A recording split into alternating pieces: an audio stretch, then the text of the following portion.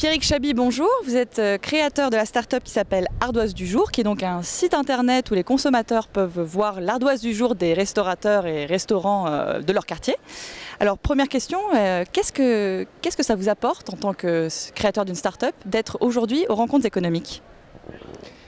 Alors, ce que ça me rapporte aujourd'hui d'être aux rencontres économiques, c'est de pouvoir défendre le fait qu'on puisse créer des entreprises innovantes dans les nouvelles technologies sans sacrifier l'homme.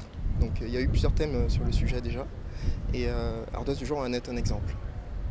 Alors est-ce que la France est un environnement favorable pour justement les petites entreprises, les start-up comme la vôtre?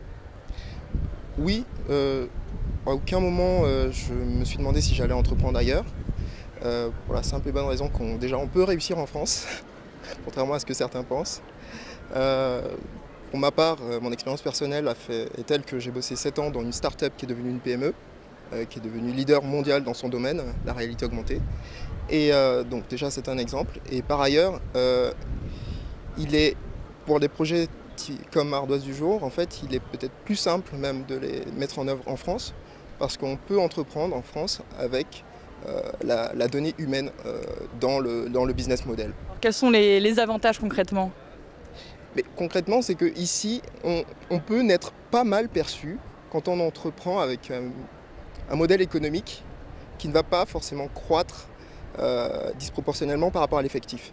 Autrement dit, quand on compose avec l'humain, on n'est pas vu comme l'entreprise a une raison d'être aussi avec l'homme et pas uniquement avec la machine qui remplace l'homme.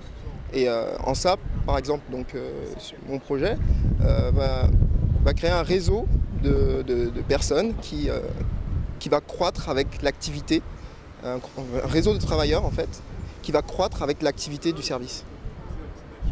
Et si on veut être créateur aujourd'hui en France, entrepreneur, est-ce que vous avez un conseil à donner? Est-ce qu'il faut être tout seul chez soi ou est-ce qu'il faut s'associer à d'autres personnes, aller dans des réseaux, aller faire du coworking? Quels sont vos conseils?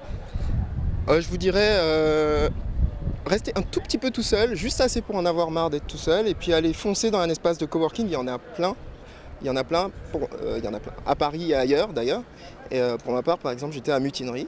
Je suis toujours à Mutinerie, qui est un terreau favorable à tout un tas de rencontres professionnelles, d'apprentissage, de formation et de feedback. On a besoin de retour. Un entrepreneur seul a très peu de chances d'y arriver. Pierrick Chaby, merci beaucoup. Merci.